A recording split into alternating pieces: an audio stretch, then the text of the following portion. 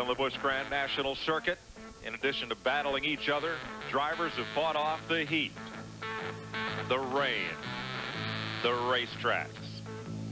But on this final day of the season, one of these three men will bank over $100,000 in season-ending bonuses and be declared the 1992 NASCAR Busch Grand National champion. Proudly presents live exclusive coverage of the Pantry 500 from Hickory Motor Speedway in North Carolina. This track that was scene of a crash fest back in April becomes the setting for the title bout for the Busch Grand National Championship. Good afternoon, everybody. I'm Mike Joy. With me once again, Neil Bonnet. Neil, what an interesting set of circumstances. Two drivers within 100 points to challenge for the crown, and it all comes down to this tough third-mile oval. I'll tell you, they got their work cut out for him, Mike. Joe Nemechek has had a great season. He has to. He's been leading in the points. But it hadn't been that way all season long. About mid-season, they were out of money. They couldn't even continue to run in the race. He ends up winning at Nazareth. It gives him a little bit more money to go racing. All of a sudden, he's back in the picture.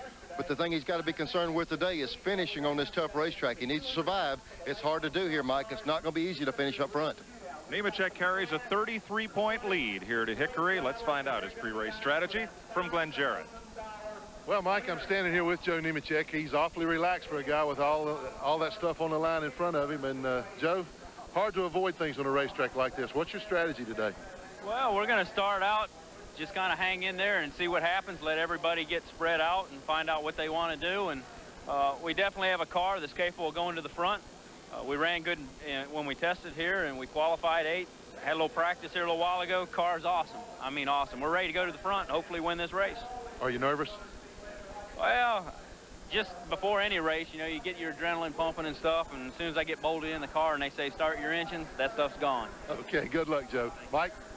Well, it could be the biggest day of Joe Nemechek's young career, but the driver who may deny him that championship has been there before. He's the defending titleist.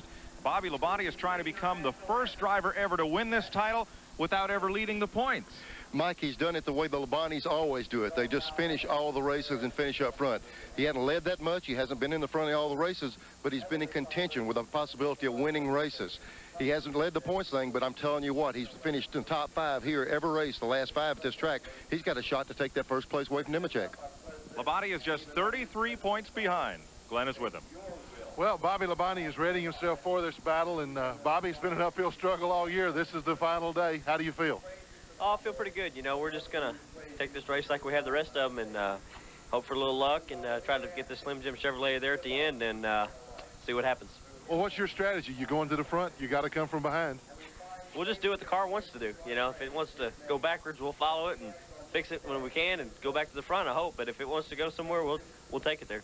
His record at Hickory has been phenomenal. He's only finished out of the top 5 one time. Keep your eyes on him. Well, Glenn, there is a third component to this title chase. There is one more driver who is within 78 points of the lead and perhaps his first championship. A fellow who's had a season that he wouldn't trade for anything is here at Hickory and has a shot to win it all. Since we got 3 drivers for the title, it's going to take 3 voices to tell this story. So let's bring in Buddy Baker. You know, Mike, Neil, it's pretty obvious what Todd Bodine has to do today. He's got to go out and try to win the race. But it's been one heck of a year for you anyway. It really has, buddy. You know, this is a second-year team for us here at CC Welliver with Hungry Jack as a sponsor.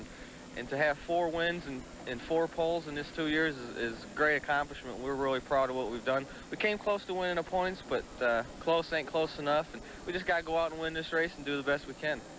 Well, good luck to you. Thank you. 3 drivers, 300 laps. One will become the Busch Grand National champion. We'll be back to Hickory right after this. It's only 50 degrees, but it's going to be hot down on that racetrack as we get going for the Pantry 300. Let's have a look at the most recent Busch Grand National Series action. Here's the Haviland update. The Busch Grand National Series was at Rockingham. The AC Delco 200 saw Jeff Gordon's Baby Ruth Ford on the pole for a record 11th time this season. Gordon would battle early on with Mark Martin in the Winn-Dixie Ford for the lead, and they'd swap it 3 times before this race was over. Down on pit road, this poor lonely Hoosier tire got stood up with no place to go. Back out where the tires were spinning, Harry Gann in the Mack Tools Buick looked for a spot up front and would lead for 4 laps. A 12-car pileup on the back straightaway would end Bill Elliott, Bobby Dotter, Steve Grissom, and 9 other drivers' chances to win. Then on the restart, things got really congested down toward turn 1. When it all cleared out, Darrell Waltrip's Western Auto Chevy chased Mark Martin. Waltrip would lead for 9 circuits. The Texas Pete car, point leader Joe Nemechek, stayed in the pits a little too long here and would finish 16th. Bobby Labonte found himself pretty much alone on the racetrack, finishing 8th and cutting into Nemechek's lead. But when it mattered most, Mark Martin was at the head of the class as he won the AC Delco 200 and $14,000. Coming to the last race of the season, Nemechek leads Bobby Labonte by 33 points, with Todd Bodine 78 points out of first. Jeff Gordon and Robert Presley the top 5. That's the way the points look as we come here to Hickory. Packed house here at Hickory Motor Speedway. Place seats 9,600, 3,000 standing room, and it is just filled to capacity. They know what's at stake here. One big surprise in qualifying. The man who sits on the pole, I think, surprised everybody that was here in April, and maybe even himself. Glenn Jarrett? Well, I think you're right, Mike. He did surprise himself. If ever a guy turned it around at one racetrack, Jim Bound did it. 4 or 5 spins in the race back in the spring, but you put this thing on the pole. I know you're excited about it. Yeah, I am. You know, it's great with no sponsors and all to be able to run as competitively as we do. I got to say hi to all the people back home at Portland who helped me get this far, and all my volunteers and people back at Rose Auto Wrecking. Well, this is one time when you can look in the rearview mirror for older brother Chuck. Yeah, we've out-qualified them a few times, but they got a lot of race finesse, so we got to figure out how to beat them for 300 laps. That's the point. Okay, best of luck to you today. All right, you folks stay tuned. We'll be back for the start of the Granger 500 right after this message. Don't go away because we know where you live. Fired the engines here at Hickory, North Carolina. Here's how they'll start the Pantry 300. The surprise pole sitter, Jim Bound, 88.8 miles per hour. He's on the pole. Jeff Gordon just missed his 12th pole of the year in the Ford. He's outside pole. Chuck Bound will start in the 3rd spot, and Mark Martin in the Ford will go 4th. Bobby Labonte, 2nd place point man, starts 5th. Bobby Dotter had a good qualifying run to earn the 6th spot. Todd Bodine, 3rd in the points, is 7th, and right alongside is the point leader, Joe Nemechek. Butch Miller will go off 9th today, and Hermie Sadler is in Jack Ingram's car. 11th, Mike McLaughlin from New York State, then Tom Peck from Pennsylvania, 12th. Robert Huffman, local driver, is 13th, and Tommy Ellis is here in 14th spot. Ward Burton qualified in 15th, and Nathan Butke is in 16th spot. Local hero Tommy Sigmund has the 17th position, and Jeff Burton, who's sponsor for that car next year, announced today. Dale Jarrett starts 19th, and Robert Presley is back in an uncharacteristic 20th spot. Jimmy Spencer will go off 21st. Dennis Setzer in another Bill Davis Ford is 22nd. Steve Grissom goes 23rd, and Richard Lassiter from Arkansas. Ricky Craven, the new Rookie of the Year, and Lonnie Rush Jr., who had a great run up at Bristol. Tommy Houston, the winner here in April, goes 27th, and Kenny Wallace will start 28th. The provisional starters are Tracy Leslie, 29th, and Mike Wallace, the 30th spot. That's the way they'll go to post here for 300 laps. We'll have 2 cars carrying our in-car cameras today on TNN. The Winn-Dixie Ford of Mark Martin gives you this view from the 360-degree tilt and pan race cam mounted on the roll cage, and what Mike Hembry in Winston Cup scene called the Wham Bam Thank You Ma'am cam on the rear bumper of Mark's car. Kenny Wallace in the Dirt Devil Pontiac. He's starting way back in 28. There's Tommy Houston's car out the windshield. There's our 360-degree race cam, and we'll have the face cam on board with Kenny.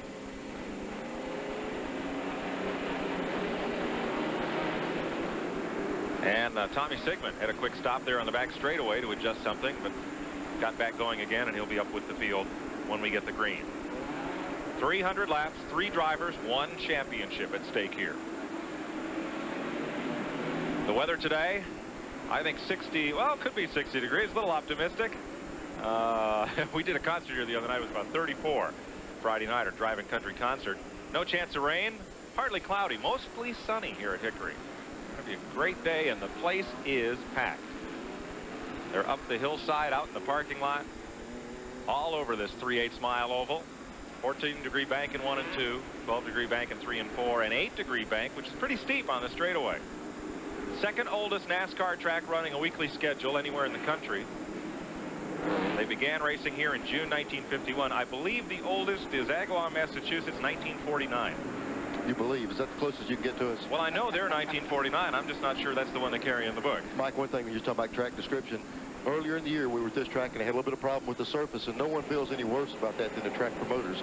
Since that time, they came in here and totally repaved the racetrack, and it looks excellent right now. Benny Yount and his folks have just done a great job here, and a special hello to General Manager Bob Friedman, who, due to a death in the family, can't be here today to close out this season. I know he'd love to be. In fact, that track in Agawam, Mass, Bob Friedman used to wrench on a race car there. Now he runs this track. Have you got a book over there with all that stuff in it? No, I just kind of grew up there, so. We're seeing them take a lot of laps here. When they said 60 degrees, they were being real generous a while ago. It feels a lot cooler outside. They're letting these guys take a lot of extra laps to get some heat in these tires. They were having a little bit of problem. I'm going to get in on this a little bit, Neil. You notice the cars zigzagging back and forth. You get a tremendous amount of rubber buildup on the cars when you run around here slow. When you see these guys flipping back and forth like that, they're cleaning the tires off for a start. Which is what we're going to have next time by. Kenny Wallace checking in with his crew by radio and getting set to go here. From Mark Martin's car, you're looking at the front row. Jim Bound on the pole, totally unsponsored car, and a great story about the engine of that car we'll pass along in a bit. 300 laps to decide it all for 1992, and we're under green. It's going to be Gordon on the outside, getting a little better bite off at turn number 2. He leads by a car length.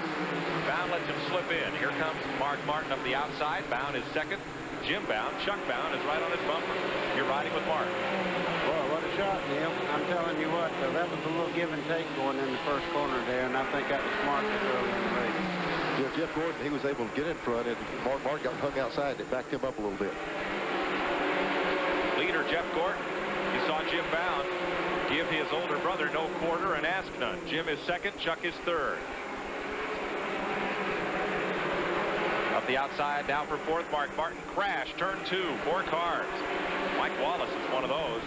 At lap 3, we get our first caution. Tracy Leslie. Well, the Bound brothers were racing hard. So were the Wallace brothers. Mike and Kenny were both involved in that one. So was Tracy Leslie in 72.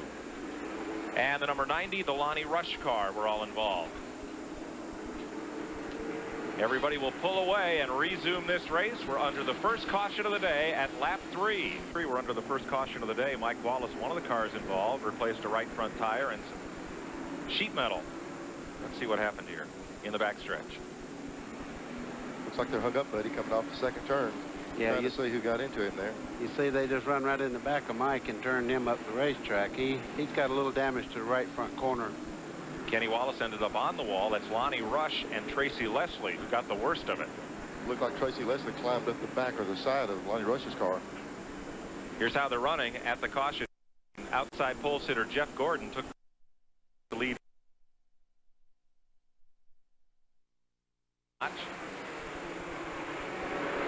Bobby Labonte up ahead of them. Up toward the front, Gordon leads, and the Bound brothers are going at it for second with Bobby Labonte. Nemechek, the point leader. If the race ended right now, he would be the champion. Chuck Bound has moved ahead of brother Jim and taken Bobby Labonte with him on the inside. All the passing going on, but for Jeff Gordon taking the early lead, they've been passing on the inside. Well, you know, when you come up on slow cars, they run where you need to be on the bottom of the racetrack. You go to the outside, he'll probably lose 4 or 5 positions. Jim Bound will now that he's hung up on the outside. Got a little loose down in going into turn number 3, and 2 cars went by him on the inside. Among the point leaders right now, Bobby Labonte. Meanwhile, Jeff Gordon, who has broken the bank for money won on the Busch Grand National Circuit this season, is out front. Todd Bodine with Jim Bound and Joe Nemechek. A 1-second lead for Gordon. 1.9 seconds. Good battle here. Neil, you see our point man right now. He's getting passed by everybody. He's thinking, God, if I could just get back on the inside, it sure would help. Yeah, he started on the pole. Bound did, and now he's fell way back. Once you get that outside groove, you're going for a ride, but it's to the rear. Speaking of way back, look at this pack of traffic. Jimmy Spencer trying to break free of traffic, as Robert Presley just did. Dale Jarrett's In the midst of that, Steve Grissom, Ricky Craven, and Tommy Houston moving up well. Houston will switch to Fords next year from Buick. That's a good indication. That was the straightaway there. And this track is so small, you can see the cars actually making a turn, the complete straightaway. They will come off the corner and then go right back in. So it's very short straightaways here for passing. Dale Jarrett taking Jimmy Spencer up through the pack. That's back about 21st spot. They worked their way under Lonnie Rush. His car was damaged in that third lap accident. Back up toward the front, Chuck Bound and Bobby Labonte. You know, it's kind of interesting. Top of the show, we heard Nemechek say his car was really, really good. He was going to the front. And we heard Labonte just be real conservative, and his car seems to be the best car right now. He's working his way right to the front. 4th and 5th place. Well, you know, Bobby Labonte has to win the race, and Nemechek finished well back of him, and he's doing what he's got to do. He's going to the front. I'll tell you what, he's doing more than he has to do. He's going around the outside of Chuck Bound, which is a big accomplishment on this racetrack. And it looks like he's going to make a stick. He's on the outside and around him. Lap car darted to pit road, so Bound had to crack the throttle, and Labonte went on past. So Bobby Labonte moves up. In fact, that is now, let's correct, that's now 2nd position. You're riding with Mark Martin. He's the 4th place car. 4th place behind Chuck Bound. And there's Bobby Labonte ahead of Bound and Jeff Gordon up there with the lead. And Labonte is closing it in on Jeff Gordon. He is erasing Gordon's lead. It almost seems out of character for Labonte. He's kind of like Terry Labonte. He usually lays back and comes on. But like Buddy said, he's got to win the race today. He's going to put that effort out, it looks like. That last shot was out of the Winn-Dixie car of Mark Martin. He's moving up well, too. He'll be in the fray here in just a second. 4th place for that Ford. And closing.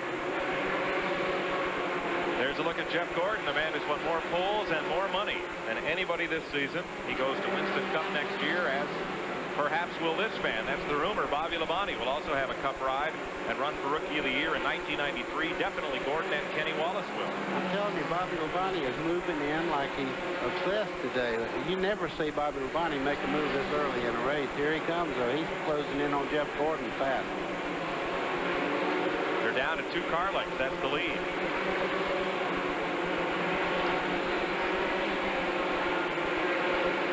Cars on the lead lap here.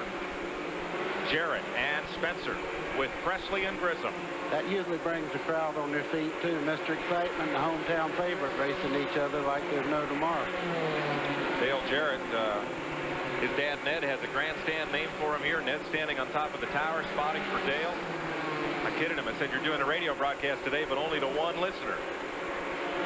Back up front, Labonte has caught Jeff Gordon.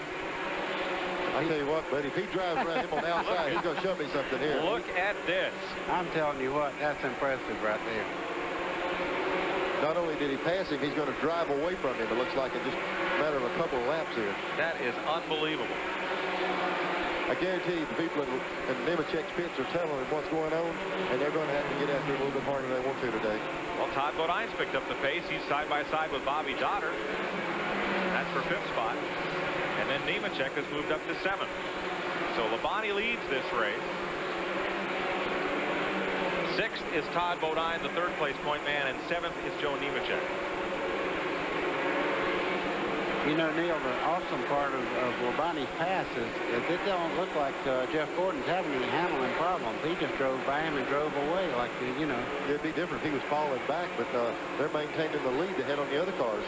Chuck Bound's coming up on Jeff Gordon a little bit now, but Labonte just drove around him. But, you know, here's what's so critical. We're watching Labonte run there working lap traffic. On a small racetrack like this, it's so easy to get caught on the outside of a slow car and get pinned up on that wall or something. And, boy, they just can't stand that today. But I'm sure at drivers meeting, they warned them today that these point guys need a little bit extra room. Chuck Bound moving up right underneath Jeff Gordon. He's going to try it on the inside for 2nd place and make it work. Lap car ahead, Richard Lassiter. I think I see what Jeff's having problems with. He looks like he's a little bit loose right up off Turn 2, Lassiter has spun. Everybody will get past him. don't think there was contact between he and, was it Chuck Bound? Caution didn't come out. No, will stay green. Boy, that was close. That was right with the leaders that we were watching when he lost the car. Just a quick twirl in turn 2, and we're back at it. Riding with Kenny Wallace as he chases Tracy Leslie. Now, I believe Tracy's gone a lap down. He is 1 lap down after that collision at lap 3. So Kenny will lap past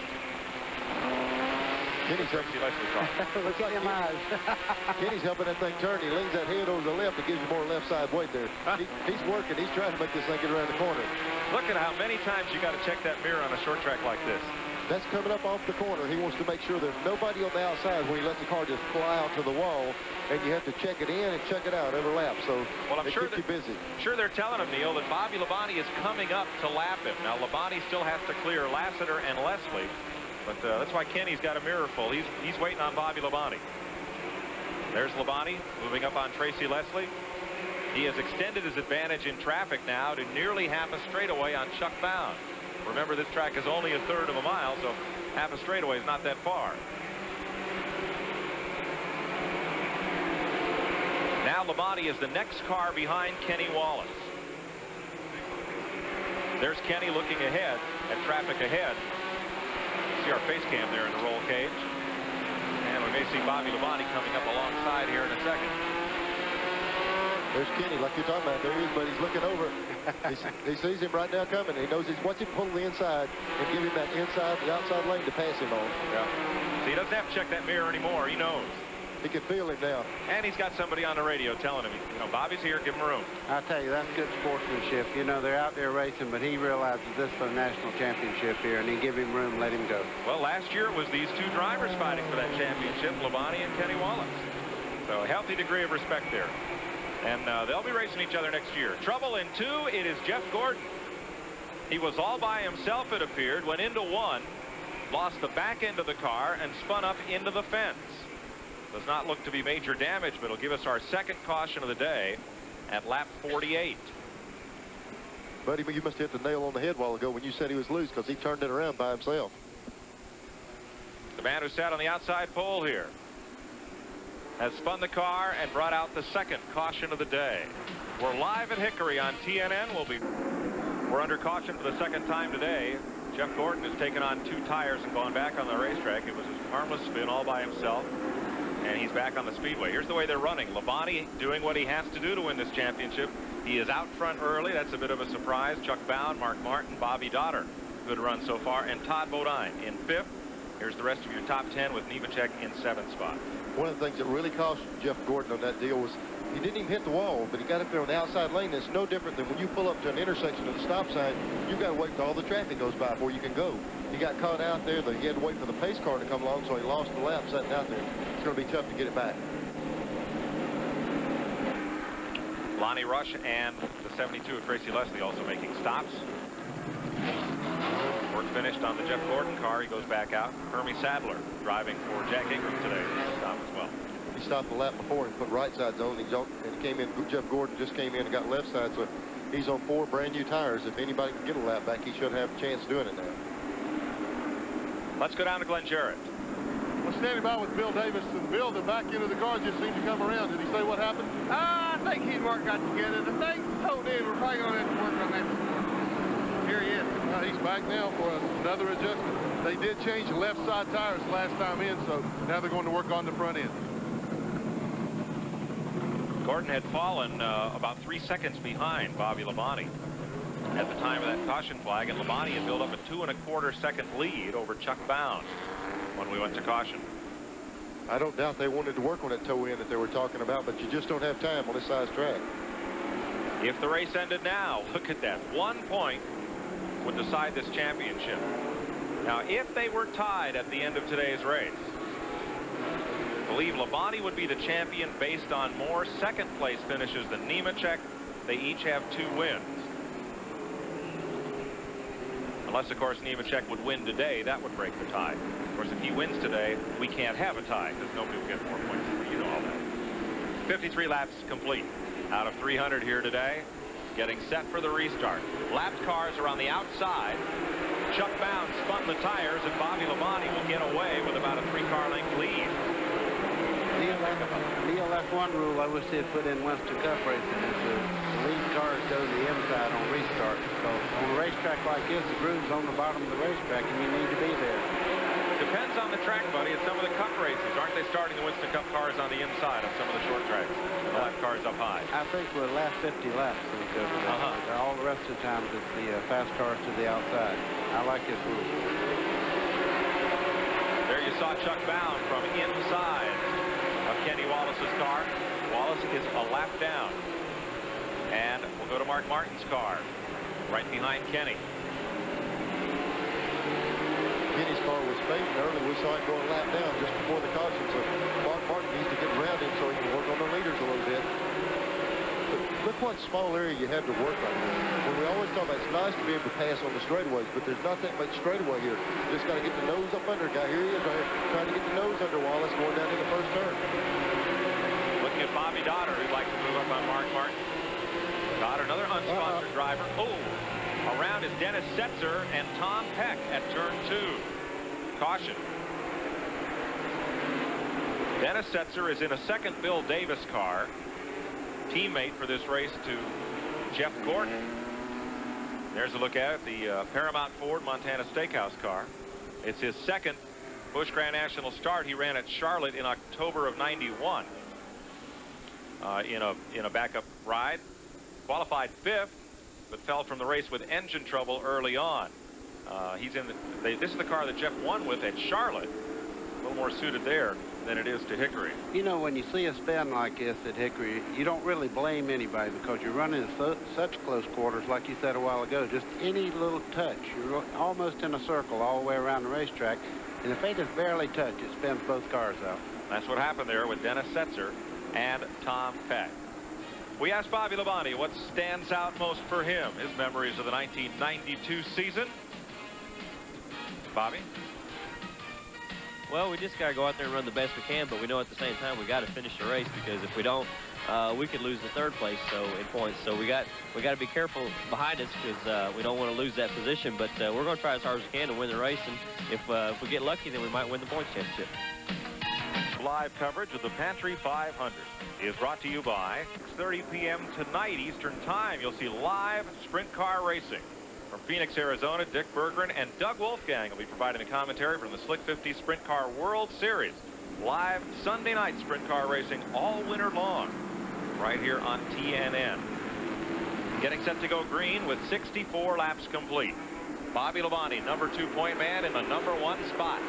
Todd Bodine is 5th. Joe Nemechek is 7th as they battle for the Busch Grand National title.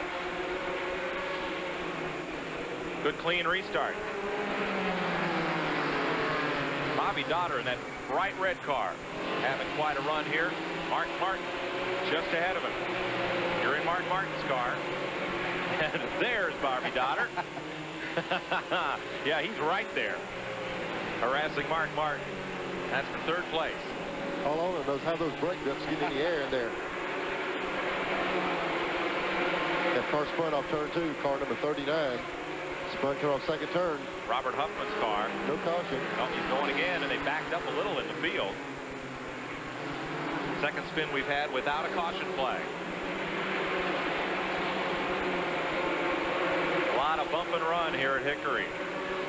This track looks pretty wide on TV, and it is as you sit here in the grandstand, but the width of the track where you can run looks very narrow.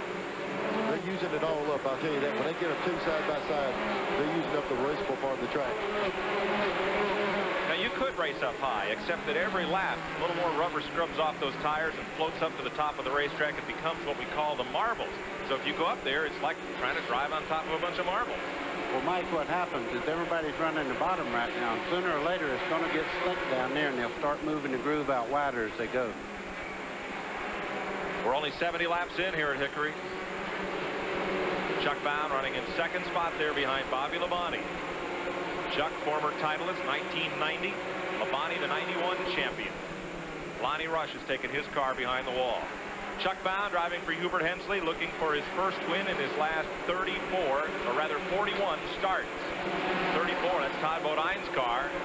With some damage on it, Mike. We haven't seen that. Looks like he's rolled the right front and the hood area back on the car. On that restart, he must have gotten into someone, and that's not going to hurt him as bad at this racetrack as most of them that we see these guys run, unless that thing flies loose or something. That, or if it hit hard enough to move the radiator back just a little bit on one corner, maybe that fan blade get in there. Of course, they run electric fans on those, so it's not that critical. The other Busch Series, they all run the electric fans without a big blade on the front of the motor. So if he didn't knock any, if it doesn't fly off, they have the black blade, he should be okay. Was that recovery or what? Well, they'll get the pancake flipper and straighten that thing out on their next pit stop. Kenny Wallace is a lap down. That's Butch Miller just ahead. The Charlie Henderson car. Nemechek has spun at turn 4. Lights up the tires. Ricky Craven climbs up on the back of Tommy Houston, and everybody else gets through. Boy, let me tell you, the thing he didn't need was damage. If he damages that race car, he really damages his chance for the championship. He's lucky he didn't get hit. And no caution. No caution. Boy, that's really going to cost Nemechek. Both Nemechek and Craven. Actually, Joe just flat spotted the tires, but Ricky Craven may have suffered quite a bit of damage when he climbed up on Tommy Houston's car. We stay green. Nemechek holding down a top 10 spot here, although he lost 4 positions on that move. I did notice one thing, though. When Nemechek spun, he kept the tires moving instead of locking them up. I don't think he flat spotted them. Good point. Ricky Craven's car is in trouble, however, and he is going to have to stop. I'll tell you what that spin did for Labonte. Bobby Labonte, he can see Nemechek now. He can see Nemechek on the same straightaway, and he'll probably go all out to put him a lap down if he can. Let's have a look and see what happened. Here coming out of turn 4 from our speed shot camera. There's Nemechek at the top of your screen. Serious trouble right there. He was real lucky. You see the rear tire still moving on that car. He's getting himself in position to go ahead. And he was real lucky. Everybody think, there we go. Great camera work. Turns the car around, cranks it left. Now you'll see Craven come in here. There's Houston. A little further. There goes Ricky Craven. He's already climbed up on Tommy Houston's car. What happened to Craven? The 19 car got into the back of it. Nemechek has dropped to 16th position. If the race ended now, Bobby Labonte would be the series champion by a good margin over Nemechek and Bodine. Ricky Craven has made his stop. Nathan Butke is on pit road. Under green, we're at lap 82. Robert Presley moving up on the point leader and passing Nemechek. We're watching Labonte run, Mike, and now they got to be weighing out some options. They see Nemechek with trouble. Do you back the 44 car down and protect this big lead you got, or do you bear down and put Nemechek a lap down and really know you got him? They're going to have to weigh it out. I believe you'll see Labonte trying to put him a lap down if he can. What do you think, buddy? I think he needs to lap him. I would put a lap on him and then look at him in the mirror instead of through the windshield. I think that would be the ideal situation. Good point. The other thing is when you're leading the race, hopefully you're out in front of all this commotion. The other thing you have an advantage, too. I tried to lead as many laps as I could during my career. Was the flagman always works for you, and then once you get by, they don't do that for everybody else in the field. So the flagman's working for the lead car all the time. Good point. Let's ride with Mark Martin in 3rd place now. Coming up on Tracy Leslie, and then just ahead the Nescafe Nestle car of Chuck Bound. And Bobby Dotter is still right there, trying to wipe the lens off our rear bumper cam on Mark's car. Yes, we recessed those lenses. We set them back a bit to try to protect them. That lens they use is about the size of a cigarette pack, and it's about $2 grand, so try to take pretty good care of it. Well, it's hooked onto a $40,000 car, so which is worth the most? They don't have a lot of respect for our camera, I'll tell you that. Here's Todd Bodine working on the outside of Tracy Leslie. And he has Tommy Ellis in 77. Tri-County Speedway car right behind him. You see Craven there. He's having some problems. He's on the outside of the racetrack running pretty slow after that accident. Yeah. We're 90 laps complete here out of 300, and this man is leading not only the race, but the Busch Grand National Championship chase. We'll be back to Hickory right after this. Pearson, the number 6 Dodge, led here at Hickory. The surface was dirt, not asphalt, and it was a Plymouth, not a Pontiac, as Richard Petty comes broad sliding around the speedway. We're under caution once again. Let's go to the Nemechek pit. Glenn? Well, Mike, Joe Nemechek brought the number 87 Chevrolet in for right side tires. I talked to crew chief Vic Gangus right before that caution came out. He said the car was very loose. They didn't know what they could do about it. They got that brake, got that caution, changed right side tires. They put about 3 or 4 rounds of wedge or bite in the car. So I look for Joe to move back up through the pack. Boy, he was lucky. Nemechek was 1 car length away from being lapped by Bobby Labonte. He needed a miracle, and he got one. Let's show you what happened. We're looking down the front straightaway into turn 4. We see Rick Craven, that's him coming down to the inside. Looked like he got tapped. He'd been riding around real slow. There's Nemechek passing him right now, and that's Labonte directly behind him in the red car. Here that car coming to the line, Mike, and it's right on top of him. And caution wave with Labonte nestled right up against Nemechek's rear bumper. Could not put him a lap down. So now what's Bobby Labonte's strategy? Well, Bobby Labonte don't have a strategy now. He just wants to stay out front, but Nemechek did exactly what he had to do. He had to have fresh tires on the right side. Now, he should have an advantage for 50, 75 laps now. Understand you had a star pupil at the Buck Baker Driving School this week. Did indeed. Bobby Allison come down. I tell you what, he's smooth as the day he got out of him. He's just as smooth, and I tell you, his attitude when he got in the car, he's kind of quiet, and he really got to talking with everybody and having a big time. I really enjoyed having him down there. I know you do schools at both Rockingham and Atlanta. Where was this? This was in Rockingham. Yeah? Yeah, Bobby just was, you know, he's really having a good time. He stayed the whole weekend down. Glad to hear it. Say hi to the Robinson family. Shauna was here to try to qualify for this race and missed the cut by 2 cars, and her dad suffered a stroke here in the pit area at Hickory, was taken up to Catawba Regional, where he is resting comfortably. The rest of the family on the way into Iowa, and want to wish him well. We were on Kenny Wallace's car. We saw the car falling back all day long. They're in there working on it, putting tires on it. I'm sure they're making chassis adjustments because he's been off the pace. 1 lap will go racing behind the Oldsmobile safety car.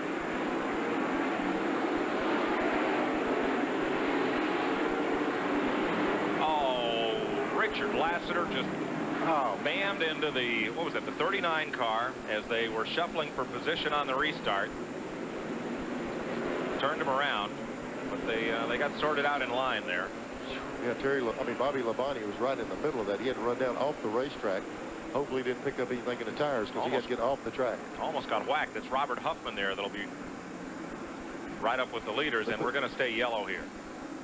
Labonte, you can tell his questioning in his car. He knew he had to get off the track and all. He got damage to the right front corner of his car there. Yeah. That was the 39 car, Robert Huffman. Was trying to get up on the outside row to be first up in line for the restart. Richard Lassiter got into the back of Huffman, turned him around, and into Bobby Labonte's car.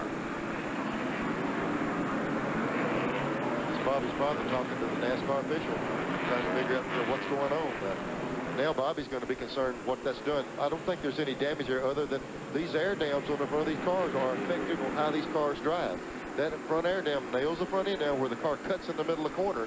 We got to see if he's as good as he was before this happened. We're going to find out here in a lap or two. He seems to be satisfied that he didn't get any real major damage to the car other than the front spoiler a little bit. Good thing they keep that oil cooler on the left side, left front, and not the right front. Glenn Jarrett's down there. Glenn? I talked to Bob Labonte, and I asked him if that fender was against the tire. He said David Green, who used to drive in this series, was spotting for him, said it didn't look like it was on the straightaway. We're going to have to wait till the green flag drops to see what it does in the racing conditions. Awfully concerned about it. That was totally uncalled for. I understand David Green may have a strong ride in this series for next year. We expect news at Atlanta on that front. Ready to go racing. 103 laps.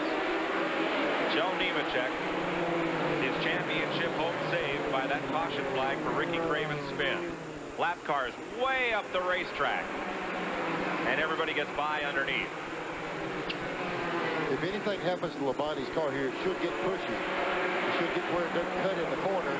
Before he was running around the bottom, we see him leading the race. Mark Martin looking back now at Todd Bodine. There's Bodine's damage that we saw earlier. He's got the front roll back on in. There won't be many cars undamaged when this one's over.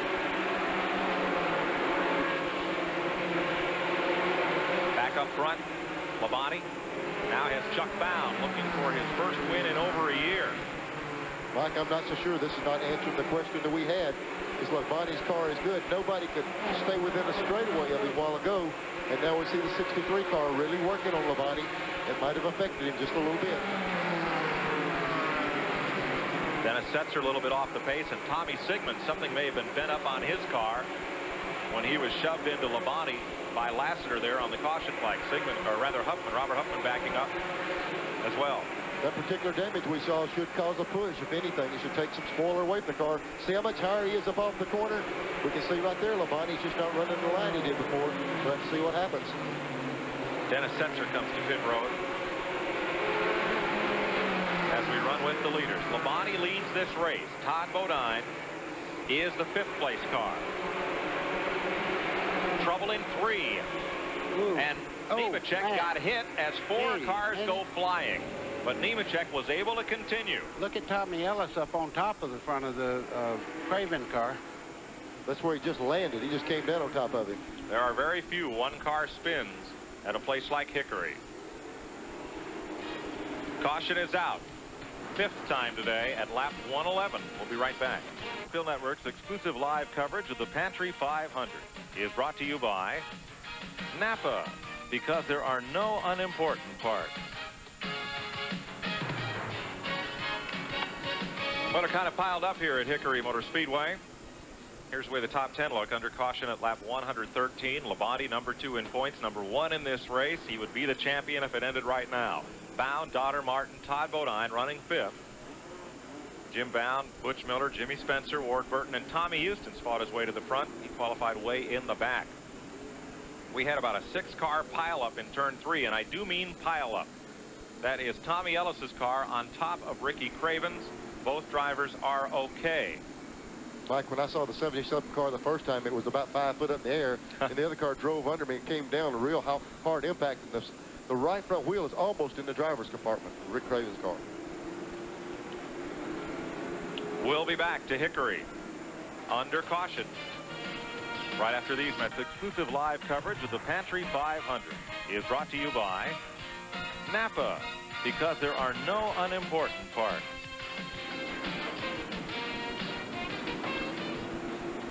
10% of the population of Brownlee, Nebraska is here. 2 of them.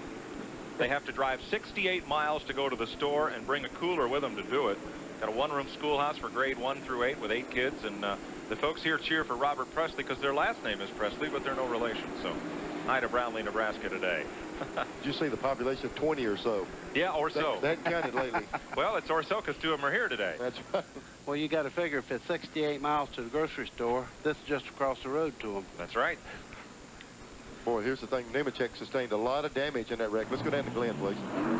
Well, Neil, he has. The car took an awfully hard hit on the left rear. They brought it in to change the left rear tires the 2 laps before this. He brought the car back in just now to double check everything. They seem to have gotten everything off the tire. Nothing seems to be rubbing, and the track bar is not bent. Joe Nemechek has just radioed in and said everything is okay, so they made another chassis adjustment. He's going to try it again. Thanks, Glenn. You know, we spend a lot of our weekend here talking to drivers and teams and figuring out what's going to happen here. And, you know, the fellows that work alongside me are some of the hardest working guys in show business. Let me show you one of them. Jim Crabtree took this photograph at Charlotte Motor Speedway in 1978. Cars sitting on the line waiting to qualify. Guess who that was? Asleep in the wheel. Maybe that's the reason I had too many wrecks. I wasn't awake when that thing started. Where did they find that? Jim Crabtree shot that and brought it to us. Okay. Jeff Gordon's pit. They said earlier that they thought they'd damaged the toe end, and there's a tie rod. That boy there, he's cranking the tie rod. He's readjusting the set on it. Glenn's there. Well, as Bill said, and Bill Davis told us earlier, the toe end was messed up on the car. They hadn't had a chance, hadn't had a caution long enough to adjust it. That takes some time, so they've used this lengthy caution to bring the car in and to try to reset that toe end. While I was down here, while I was talking, I checked with Vic Kangas, crew chief, on Joe Nemechek. I asked him, I said, what's the tire rule today? They have already used up their allotted tires. They only had 2 rights and 2 lefts given to them by NASCAR. They can change under caution. But since they flat spotted the right side tires in that spin, NASCAR is going to give them 2 more right sides, so he can make another right side tire change. Mike, I wonder what Glenn's doing in his spare time. Then he's interviewed 5 cars in the last minute and checked on all the tires. We're keeping him hopping on the short track. That and selling cars. That's right. I tell you, though, that's a good call by NASCAR. When they do take in consideration that you're involved in an accident, it waives the rule on those particular tires. But, I mean, you got to show them that that thing is flat spotted. You're not going to go out there and smoke a tire and come in and con them out of 2 free ones. You've got to show the damage. Let's mention again that Tommy Ellis and Ricky Craven are both okay. Climbed out of their cars, looked around at the damage. And they're just now getting Craven's car up on the rollback. 119 laps complete. Sprint car racing, 10 weekends of it. 10 Sundays out at Phoenix, Manzanita Speedway. So those of you that like your racing live are going to get to see it all winter long right here on TNN. So stay with TNN all day. Speedway Sunday and thereabouts. We've gone out to Phoenix.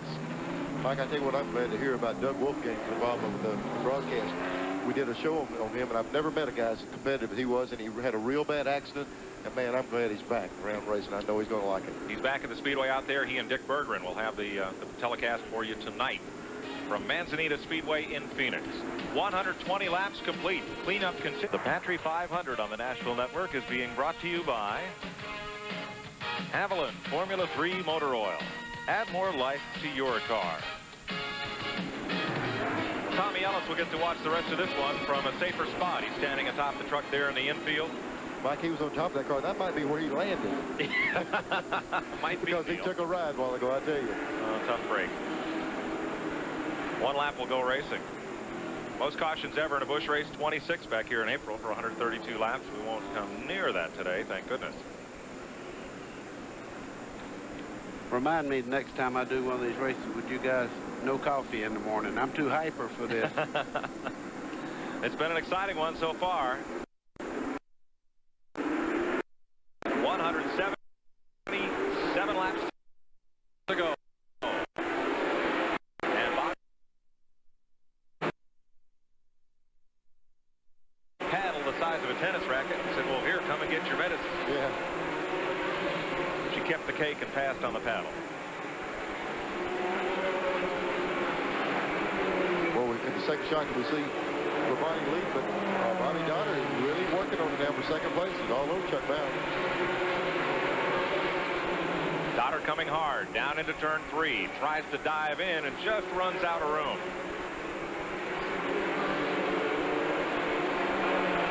Back to turn 1, second place. NASCAR black flagging Robert Huffman to pit road.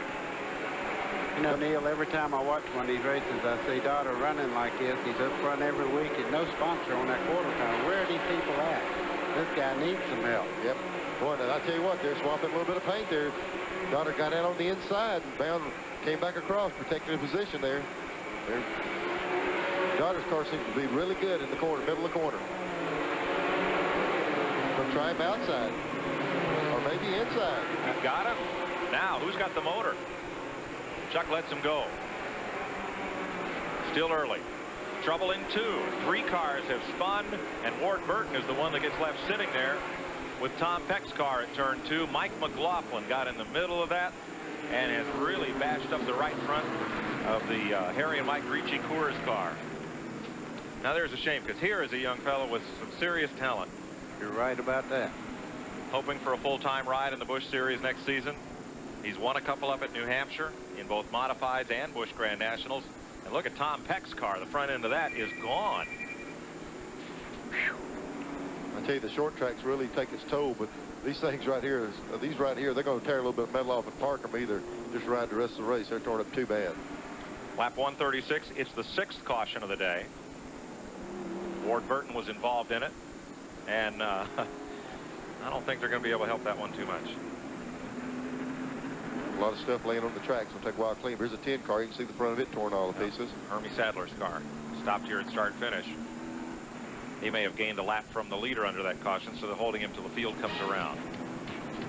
Well, they'll clean it up, and we'll do it again here at Hickory after this. Packed house here at Hickory, North Carolina. 9,000 in the seats, about 3,500 out on the grass and in the infield. Here's the tail end of it. Ooh. Well, you see Ward Burton sideways. The 19 car comes in and just couldn't get slowed up enough. He slowed up as much as he could, but they still had pretty good impact. And if the end of it, Joe Nemechek just scooting by on the outside. Labonte is the leader and in position to clinch the championship the way we run right now. Todd Bodine back in 5th there, the 3rd place point man.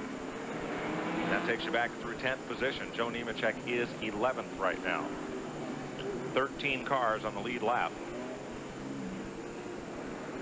Well, I'll tell you, Mike, with all the problems that's happening right now, just a while ago on that caution when Nemechek was able to keep him going a lap down, it's really paying off right now.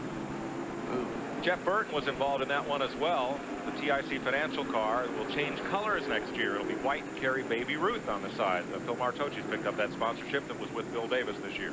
Neil, I've seen some telltale problems there. I've seen smoke coming out of the nose of that car. It looked like radiator busted. Well, you've seen that. How does he see anything? Look where that hood is. He's watching his carburetor about all he can see right there.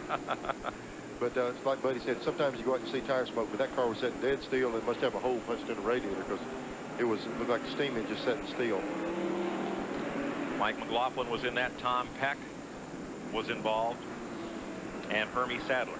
The new name for this thing's going to be the Noseless 300 next year.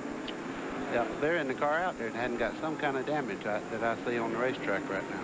Yes, they went across start and finish line. The ones that don't have the nose tore up has got the rear tore up on them, so everybody's got a little bit of damage. Could be the survival of the fittest like we had earlier this year. 1 lap will go racing. We're coming up on halfway here in 7 laps. If it ended right now, Bobby Labonte would be the champion over Joe Nemechek and Todd Bodine. Jeff Gordon would end up 4th in the points. Robert Presley, Kenny Wallace, Butch Miller, Ward, and Jeff Burton, and Tommy Houston in the top 10. Got a few twists to this restart. Labonte's on the inside, but Kenny Wallace went in and put tires on. Maybe this is opportunity for Kenny Wallace to get that lap back. We'll have to see. Kenny's in 14th spot, 1 lap down. Here they come. Make that 3rd.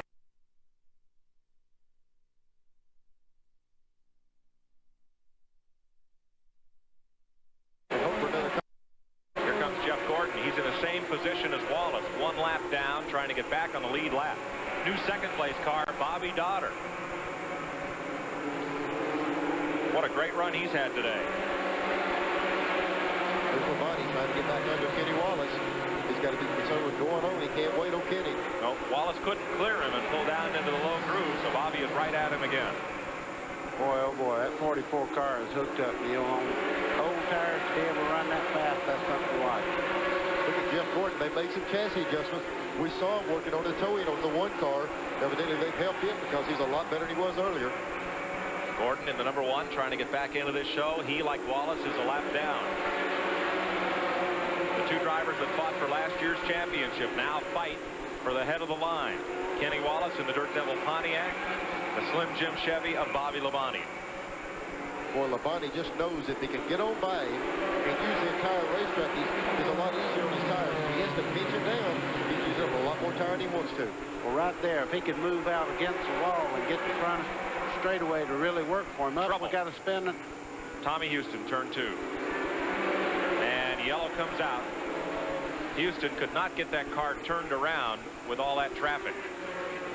And Bobby Labonte kept the Dirt Devil car back. He's still a lap down. 7th caution comes out at lap 150, halfway. Harmless spin by Tommy Houston, but it will take Houston off the lead lap. He was the 9th place car. So now there are but 11 on the lead lap. Somebody tapped. Looked like Nemechek might have got into the back end of the 6th car of Tommy Houston. They touched for whatever the reason, coming off 2, and the 6th car of Tommy Houston goes around. Houston trying to refire the car and get the Roses Buick turned around. We'll take this pause from Hickory Motor Speedway to this run-in with Elmo Langley in 64 and Curtis Turner in the number 41 Ford. Richard Petty would bring his Plymouth to pit road. Dale Inman, Morris Petty, and the crew would go to work 26 years ago. Still a lot of pit work here at Hickory, but it's a different story today as the Busch Grand National cars fight for their series championship on this, the final day of the season. We just went back under green a lap ago. 156.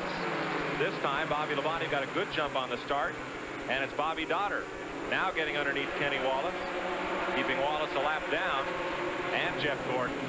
3rd place car, Chuck Bound, is trying to root for some running room in the middle of that pack.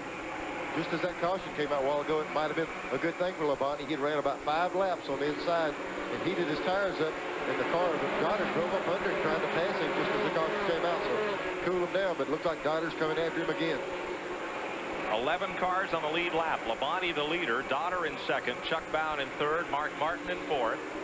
Fifth is Todd Bodine. Sixth is Butch Miller. Seventh is Jim Bown. Eighth, Jimmy Spencer. Ninth, Steve Grissom. 10th is Joe Nemechek, and 11th was Robert Presley.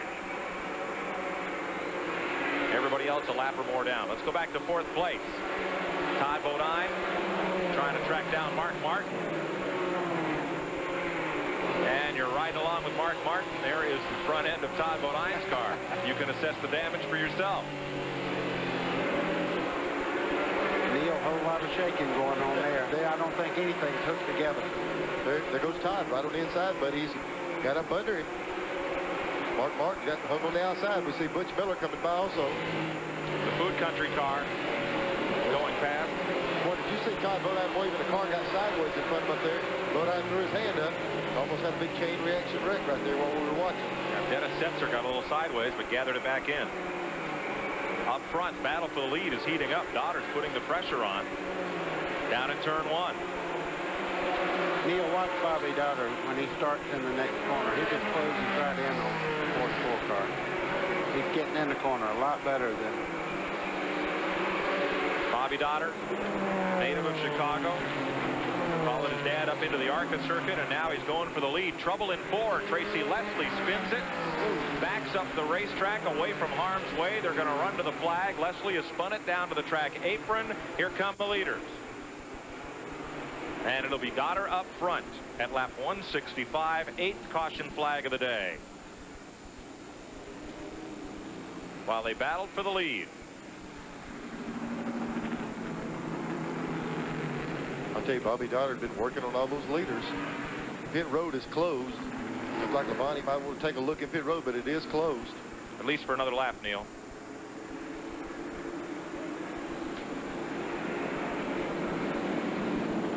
This might be a little bit like you saw at Martinsville. Bobby Dotter's on the Hoosier tire. All the other guys on the Goodyear, and it seemed like Dotter was working good as the race went on. We'll just have to see what happens. Third race that Bobby Dotter has led this year. One win. Came along after everybody had departed.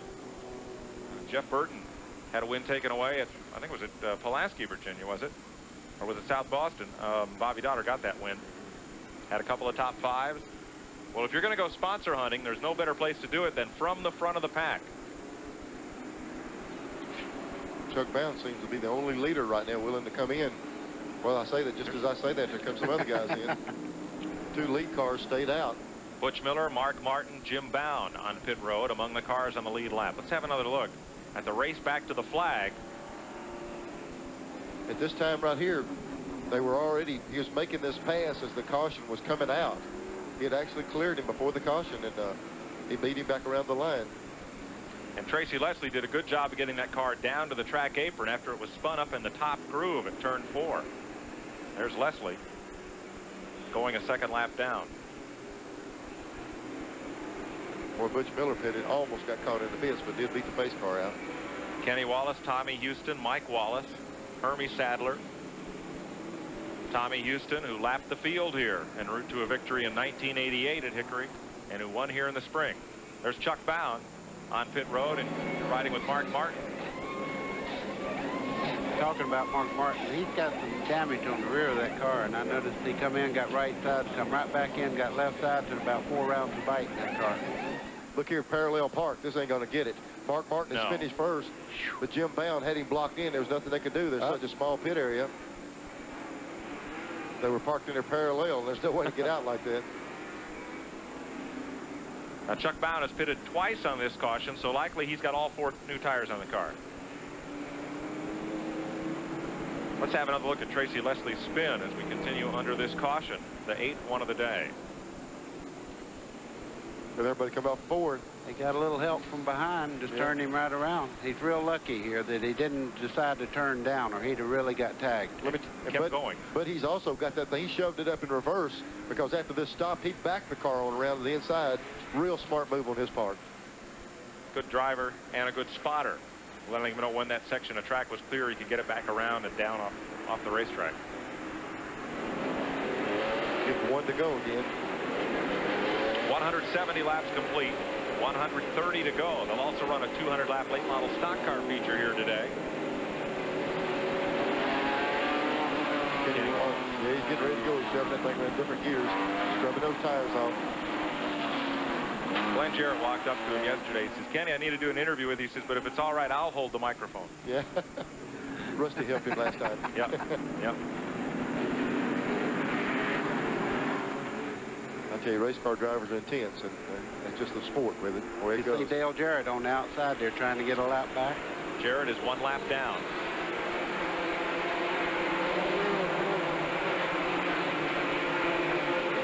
And Jarrett has the measure of Dotter off turn 2, but can't clear him going into the corner. Dotter fights right back on the inside. And Dale Jarrett goes on to the tail end of the lead lap. Boy, Dotter's not giving him any room. He better not. You know, Dale Jarrett's run well here at this racetrack, so he's trying to keep him that lap down if he possibly can. Hasn't raced here in some time, but it's his home track, and he wanted to come and run here in this final event of the season. It's hard to take the race off a racer. He wants to come back to his hometown where he really got his start in racing right here and run today, and he's having a lot of fun. As we mentioned, his dad, Hall of Famer Ned Jarrett, up spotting for Dale today and trying to get him back on the lead lap. Dotter the leader, Labonte is second, and Todd Bodine is now third. Robert Huffman makes a pit stop under green. Here was Dotter, who worked real hard to take the lead. There they go, touching down in the corner. We saw them get together. Here's Labonte sticking a nose back up under him. Jarrett comes right back on the outside. But that's not the fast way around here, even with those new tires. I bet Labonte's saying, man, I wish I was in front of these two guys. Let him do whatever he wanted to. He's still got the national title he's running for. And he's got Todd Bodine right on his back bumper, and Bodine's still very much in this title chase.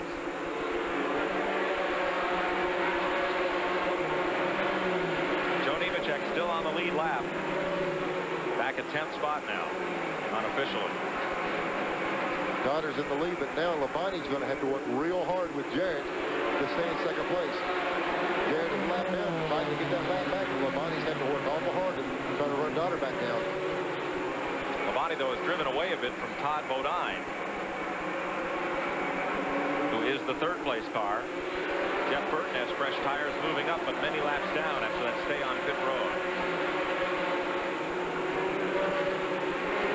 Jimmy Spencer up into the 4th spot. I was just fixing to say that car is really moving well, and he's moving right up on this front pack. Jimmy Spencer is. We'll be in that picture in a second. And now let's correct scoring. We're reported Joe Nemechek up in the 5th position. He is right behind Spencer. There's Joe in 87. If the race ended right now, Nemechek would be the champion by 18 points. Something to keep in mind, though. Nemechek has used all his tires up. Maybe they said they might give him 2 more to the right. Labonte has not used any of his spare tires, so he's still going to have an edge at the end of the race if things go his way. Tight pack of cars. On the outside, Jeff Gordon, or rather Dennis Setzer. Kenny Wallace is right in the middle of that. Pulling up on Nemechek, left side of your screen, and Spencer. They are 4th and 5th. Kenny is a lap down. Wallace in 12th place unofficially right now. Look at that, Neil. Dennis Setzer's on the outside, and Nemechek's wanting to go, but what can he do? The racetrack's only accommodating 2 cars right now. Up, big spin, right? And everybody's in it. Nemechek hard on the brakes. He gets by. Yeah, a lot of damage, though. Spencer and Setzer. Then Steve Grissom trying to race back to the flag, piles into Chuck Bound. Both cars get through, and that's Dennis Setzer in the other Bill Davis car, rubbing everything on the rear end. 9th caution, lap 185, and Joe Nemechek has another close call. No, he's got more than a close call. He's got a lot of front end damage on his car. Nemechek does. Yeah, it looks like it might be something they're going to have to do a lot of work on. He just worked himself back up in position where he was still in contention for the lead for the championship, but now this is going to hurt him. There's There's Nemechek's car, damage to the left rear and the right front corner. I'm like you, buddy. What concern is his right front damage. We'll get a look at it. We'll try to tell what he's got. It's pushed back in on the right front wheel there. You see right on the top of the wheel there, that's a big problem. They got to do some work on that. Pit road not yet open. Glenn Jarrett is in Nemechek's pit waiting for that car to come in. We'll go to him then. And Spencer and Nemechek get together a little bit. That was the case where Nemechek was shaking his car around to see what it felt like. Now Spencer's going to go up there and repave. Oh, man. They're just beating and banging on each other on the caution. Pit road will open this time around. You know, we go to super speedways, these things look like airplanes, aerodynamics. They come to here, they look like battleships. They just build them where they'll take a beating now when it comes to short track stuff. The two leaders have pitted. Dotter and Labonte are in. So is Todd Bodine. So every driver involved in this championship is on pit road, but the one who may stay there the longest is Nemechek. Chuck Bown is also in. Glenn is down in Joe Nemechek's pit. Well, Mike, Joe has brought the car in. There is damage on the right side. As Buddy said, they're pulling that fender off the tire right now. Jimmy Spencer came up and gave Joe a shot under caution there. I guess he was angry about what happened. NASCAR official Steve Keith came over and told Joe's brother John that they were going to park Jimmy Spencer for that incident. So number 20 is going to be set down for the rest of the day. They got the fender off the tire. He appears to be okay. That car is battered and beaten, but it's still running.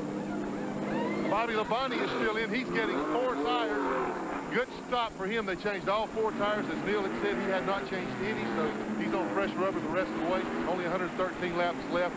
It's Bobby Labonte's race. Let's see if we can figure out what happened NASCAR down there in the corner. NASCAR just set a 5-lap penalty to the 20 car of Jimmy Spencer.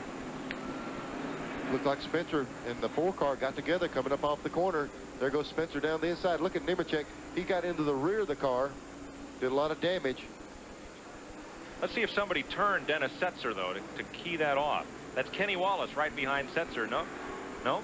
He and Jimmy Spencer were the cars involved. Well, I see why Spencer was mad, but it was nothing Nemechek could do. He got sideways, and Nemechek hit him, and it started that reaction there. But still in all, he shouldn't be mad at Joe. Look at this right here. 3, they're crawling all over each other. 3 abreast just banging through the middle of the field there. 4 cars smoking terrible on the inside. That was Steve Grissom trying to get back to the line and beat a few cars back. He is one of the cars on the lead lap. They're framming and bamming here at Hickory. We'll be right back. Hickory 191 laps complete. Let's show you another angle and show you how little time drivers have to react when something happens here. Okay, you can just see him coming right now. And when this thing starts, you just see Jimmy Spencer going, look at this. Looks like the county fair and bumper cars through there. They just ricocheted off each other all the way. They got to the front straightaway. There's the 4 car. That was the 4 car. Must have torn oil line off. And here, afterwards, under caution. Okay, Nemechek cleaned his tires right there. Runs over into the 20 car, and then A little love tap. on down the straightaway there, the 20 come back and was cleaning his tires and bumped into him a little bit. So. Purely accidental. Spencer has been penalized. He's still sitting on pit road. Glenn Jarrett. Fast down here that I can't keep track of, but we do know Joe Nemechek's car seems to be okay. He has fresh right side tires. Bobby Labonte has fresh rubber all the way around. Joe beat Bobby out of the pit, so there's only one position separating them right now. I don't know what's going to happen next. Nemechek is 6th in the race. Labonte 7th and Todd Bodine 8th. That's the way they came off pit road. And Robert Presley is the leader, but he is smoking from what looks like a tire rub on what, the right rear? Got a lot of smoke. It's hard to tell which one it is right now. Definitely the right rear. And watching it from Kenny Wallace's point of view, the fender is all torn off Presley's car. The reason it's the fender rubbing, it's not on there anymore. It's just laying on top of the tire. Steve Grissom is in 2nd. Jim Bound and Mike Wallace scraped together all out of 3 and 4. It is heating up there here. There he goes around. He's lost it. Presley in a cloud of smoke. Let me tell you, that might be the best thing that ever happened. We saw Presley keep going. Smart move on Presley's part. He was just being black flagged, was going to have to come in. Now that this caution's out, he's going to get to do this under the caution. Steve Grissom becomes the new leader. Grissom, it's a good thing Grissom's in the jam car today, because on that last caution, he jammed his way through the whole field, and the track position paid off.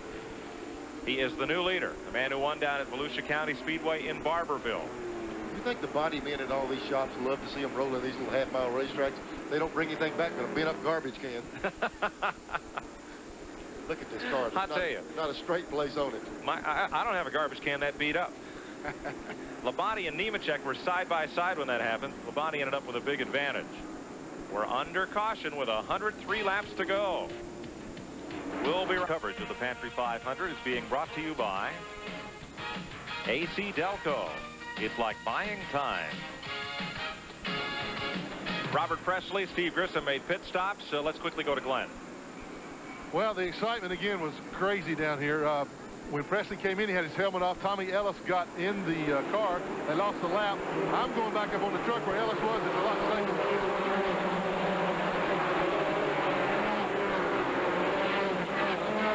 In for Robert Presley, and now Presley, or rather Ellis, brings that car back to pit road after just a lap or two. We're back under green. Bobby Labonte is at the front because Steve Grissom came in twice for 4 tires, 2 on each side.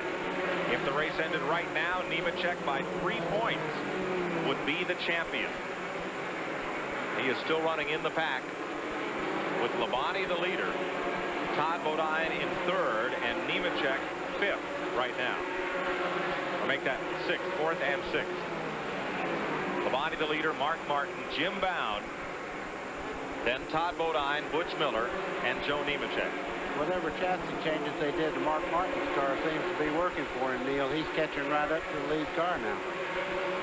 Yeah, they've really worked on that thing. Those guys don't hesitate. Mark Martin will make you change your car all day. He's not hesitant to make chassis adjustments. It looks like they went the right way. 96 to go. Tommy Ellis. Oh, and Nemechek gets turned around off the front of Spencer's car. Spencer's moving again. Caution is out. But, Nemechek's cars, I'm sorry, got going. He didn't lose a lap. Man. He may have thought he had Spencer cleared as he came down the racetrack. More front end damage. Not sure on that one. Spencer was not really quite up to speed. Tommy Houston had given Spencer a wrap. Let's have a look at it. And Nemechek might have thought he had him cleared here. Really got together going in that first turn. Nemechek got it right back in gear and got going again. And the black flag is out for Tommy Ellis. Or excuse me, Spencer. I'm so used to saying that. Yep. The black flag is out for Jimmy Spencer. Sorry, Tommy. Yeah, we just had a man walk to the window here from NASCAR and say that's it, he's out. Yeah, we're told he'll be given the thumb and that Spencer will be ejected from the race. Again, the drivers meeting. You know, anytime a championship gets close, they always tell the drivers, you got 3 guys out here running for the title. Run your race, run to win. Try to give those guys a little room so they can battle for that championship themselves.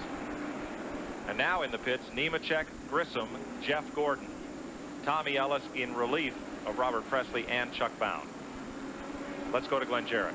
Well, once again, we're in Joe Nemechek's pit, and I've tried to keep an open-minded view of this, but I was looking right at that incident. Spencer waited on him. He waited till Joe got beside of him, and he turned right into him. They're working on the right front of the car right now. There doesn't appear to be too much damage that they can't repair. The car is in shambles. He's down in lane. But again, they had to change right side tires. It's just, it's been one of those kind of days for Joe Nemechek, but by gosh, they're still out there trying. And Spencer got a bit of it there with the right front.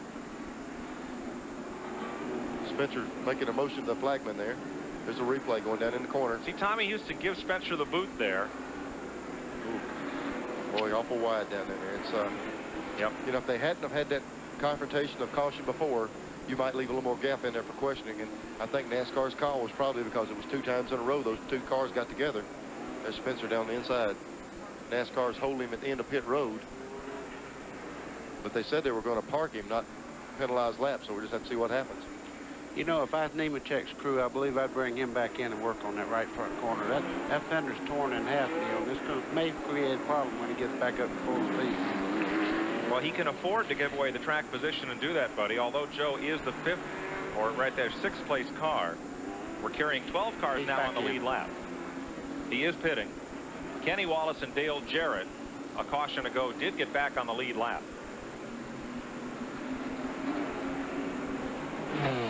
Here here they are. They're back in there. Just like Buddy said, they've got enough damage.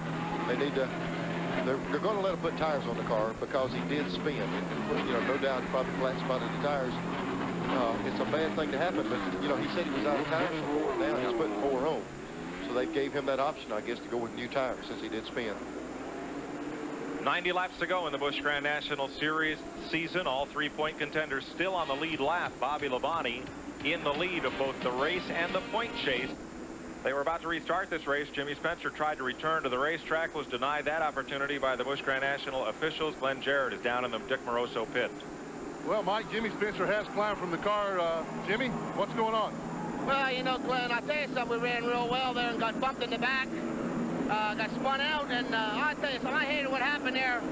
Somebody let somebody come out of the pits there, and you know, I don't know who I run into, but I sure in heck didn't mean it. But NASCAR thought it was my fault. They penalized me. My car owner decided to park the car, but you know, Daly's first day people have been great to me all year long. I really think we had a shot at winning this race. Looking forward to next year. Well, that's the version from the driver's point of view in car number 20. There's the replay. You see Tommy Houston into the back of Spencer, who then gets going again. And into Joe Nemechek. I think Spencer was describing the previous incident. Yeah, we overlooked. Look at Chuck Bound up there in the wall. We overlooked that. Chuck's been running exceptionally well in this race, and he got involved in that accident too. Really hurt him. Chuck, one of several drivers trying to end their season with a victory, who have not won this year.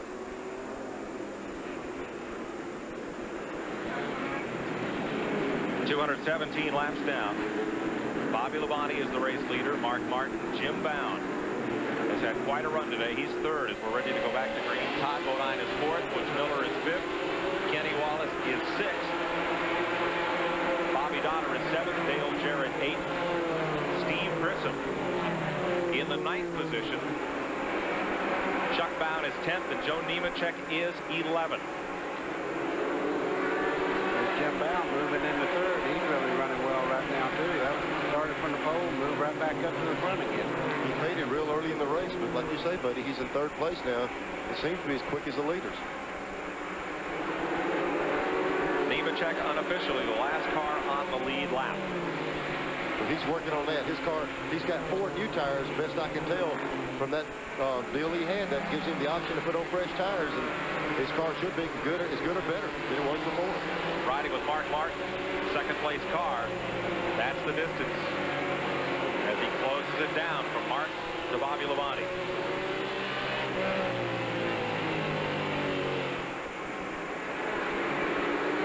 Bodine in third, or rather Jim Bound in third, and Todd Bodine in fourth. Bodine trying to keep his championship hopes alive, but he needs some bad luck to befall Labonte and Nemechek if he's to win this. He's a long shot at the title with 78 laps to go. That's exactly how many points Bodine is out of the lead, 78.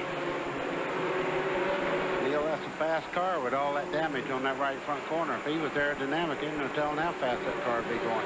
Yeah, we can see Bound really make a run down in the corner. Here he is up on the inside. Let's see, didn't quite have him cleared. But I didn't quite have the car by Bound, and he had to back out the throttle. But watch him when he goes in the corner. He makes up a lot of ground right here as he dives in. There he goes. He's up on the inside. They touch. There's Butch Miller crawling over the back of them. Well, they tried to slam the door on him, but he still had his foot in it. Joe Nemechek has moved past Tracy Leslie and Jeff Burton in the last lap or two here. Trails Chuck Bound up and off the corner, trying to move up. NASCAR black flagging Robert Huffman. There's Nemechek. 4 to go. Nemechek getting up under Chuck Bound. If the race ended right now, Labonte would be the champion. Nemechek needs to gain 5 positions to win this title. There he is. Nemechek's up under Chuck Bound trying to clear him, but the cars are stacked up on the inside. We see a little shoving right there. We see Jeff Gordon get into look like Grissom car. When you get them this tight, anything can happen. They don't need any more access. They've already had enough to David's car. You know that we've seen that replay on Spencer. I don't mean to dwell on anything. Bobby Dotter in the wall. Bobby Dotter in the wall. Turn 3, and Dotter was on the lead lap, and it looks like he may have cut down a right front tire. Well, what I was going to say about Spencer, there was a slow car coming out of the pits, so sometimes your eyes deceive you. There was a car down low, and maybe Spencer moved up to try to avoid that car coming out of the pits. Well, I tell you, Doddard ran good today, and there he is sitting in the wall. Seems like whoever gets to running up front, they're having a little bit of problem on these short tracks. Seems like just a few seconds ago he was leading the race, and now he's up against the wall here. Bobby Doddard was on the lead lap, the 8th place car, and he caromed off the wall at turn number 3. Caution again. This is, I think it's the 11th. There's Doddard. He's moving around the car. He's okay. It's one thing about these short tracks. The car can take a pretty good lick, and it's not that bad on the driver. Looks like he's all right. He'll be getting out here. Yeah, we see him unbuckling his belts. Safety crew pulling up behind him. Let's make this the 12th caution of the day for Bobby Doddard up in turn 3. Steve Grissom pits. So does Robert Huffman. It looks like Dale Jarrett will come to pit road this time as well. Somebody else I know is really making a strong charge right now is Butch Miller. He's on the Hoosiers too, as the Bobby Doddard car was. And it seems like those cars are working very well. They did at Martinsville. Ran tremendously. And Doddard was coming to the front. At the very time that happened, buddy, just like you were saying, Butch Miller was up under Todd Bodine trying to get around him for 3rd place. So Butch Miller might have a little bit for these guys at the end of the race. I think so. Let's update you on one story from last week at Phoenix. We mentioned that Derek Cope would leave the Bob Whitcomb team, and that left the seat open, and Derek hunting around, and we're told now that situation has been rectified. They've gotten together and everything put back with Bob Whitcomb and Derek Cope and Barry Dodson. They'll be together with Purolator for the 1993 Winston Cup season. I know everybody in this booth's glad of that. They're fine people, and you know, sometimes you have a little falling out when you're not running well, and then you run good, and everybody says, let's try this some more, boys. We like each other. We're glad to see it. Yep, they had a great run at Phoenix as well. Let's have another look at what Jimmy Spencer spoke of, and Buddy mentioned a minute ago. We were focusing on the Spencer and Nemechek cars when that happened under caution. And we're going to get another look here. Okay. Now, there's Tommy Houston. You see Spencer down on the bottom here. He's giving everybody racing room, it looks like. Here comes Nemechek on the outside. They start down in the corner. Now you'll see a car coming out of the pits right down here on the bottom. Yep. Right there. Right next to the post. He moved up thinking that car was going to move into the lane. So really, a lot of times what looks like a real bad thing is not that way. As we mentioned, Jimmy Spencer is out of the race. At lap 234, we have 66 to go. Mike, that's what it's hard to understand about racing. It's not like a lot of other sports where if you dribble the ball out of bounds, you throw it back in and say, I'm sorry, and you go back the other direction, or you make a mistake. When you make a mistake here, it tears up a lot of sheet metal and stuff, and it's really costly. When things like that happen, it's bad, but I just hard for me to imagine it was done intentionally. I'm sure there's a lot of people mad about it and everything, but it's two guys I know. That's Spencer and Nemechek, and they're both welcome to their thoughts. All right. Bobby Doddard's car has been hauled to pit road, and it looks like he's out of this race. Look at them scrubbing those tires, man. They're getting it ready to really get down to serious stuff now. We're getting to pay time. Kenny Wallace signaling 1 to go to the cars behind him. On the lead lap, Bobby Labonte, Mark Martin, Todd Bodine, Butch Miller, Kenny Wallace, Jim Bound, Mike Wallace, Dale Jarrett, Steve Grissom. Jeff Gordon is back on the lead lap, Chuck Bound, and Joe Nemechek. Nemechek between Bound and Grissom. Well back in the field. We're going to ride with Mark Martin for this restart. See if he has anything for Bobby Labonte. But Labonte gets a quick jump in low gear. 3 car lengths. And Tommy Houston, the April winner here, separates the 2 leaders. Tommy Houston is getting between 1st and 2nd place.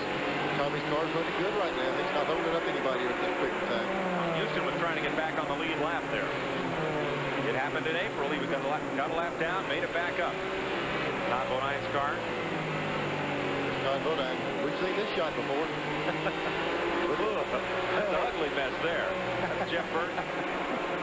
How are these things still running? Part of them looks like they didn't even run. There's Bodine up under Mark Martin down the back straightaway. 2nd place. And the Chevy of Bodine will take it on.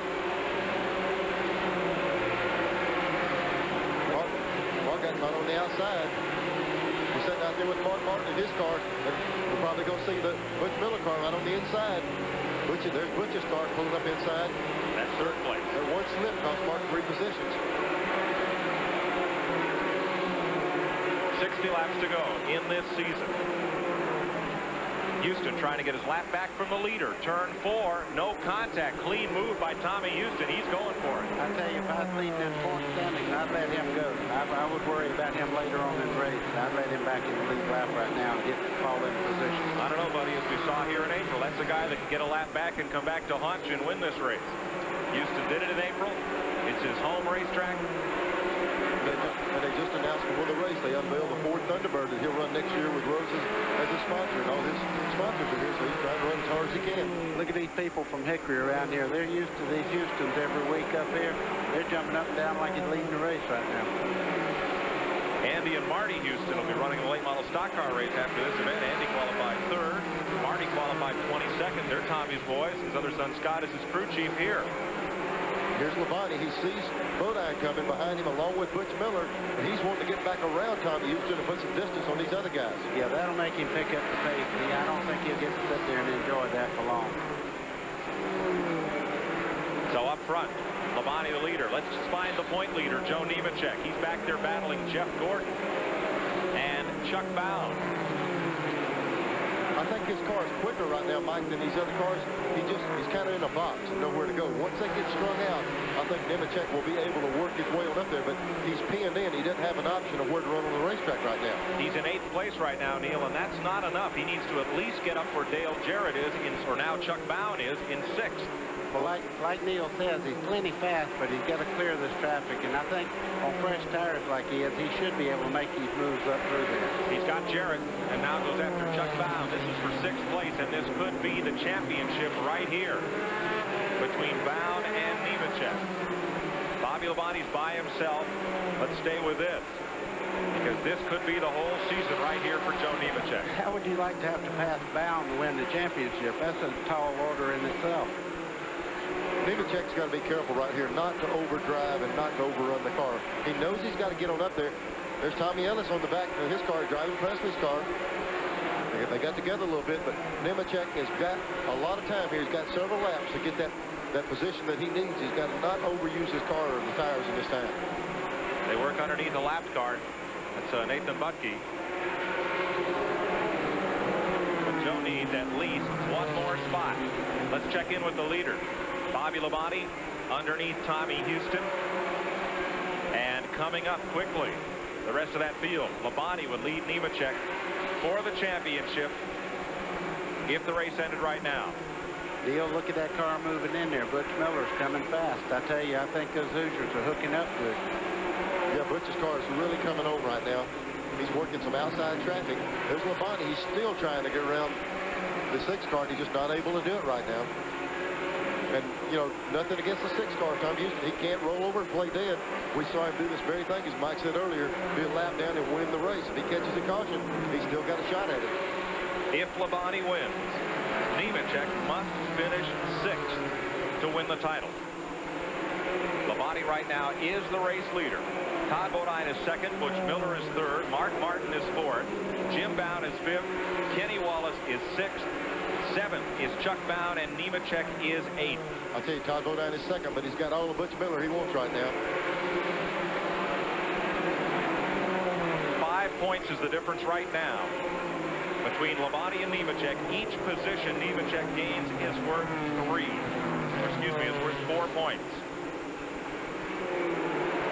There we 2nd go. place. And Butch Miller takes it away from Todd Bodine. That car of Butch Miller's is really strong here. Yeah, he's right down on the bottom of the racetrack. He's able to get back in the throttle quick. That's what you got to do on short track to run fast. Now here's Miller. He's running in the box. He's run up in a lot of lap traffic. He's going to have to be careful getting through this traffic. His car seems quick enough if he can work around it. There's Labonte still leading the race. And he's got Ward Burton and Tommy Houston ahead. Burton a little off the pace. A lot of front-end damage to that car. 14 cars, or 13 cars on the lead lap now. 14, counting Tommy Houston, who's just ahead of the leader. Joe Nemechek has 42 laps to gain 2 positions and be the champion. Bobby Labonte doing everything he can to win this title. Todd Bodine is having a great day here. He's the 3rd place car, but he's out of the point chase. You know, we're talking about he's got to gain 2 positions, but the way the 75 car is coming on to Labonte, he can move Labonte back, and that'll take a car away out of the picture. So it can move it back to where he would need 1 less car if the 75 can catch Labonte.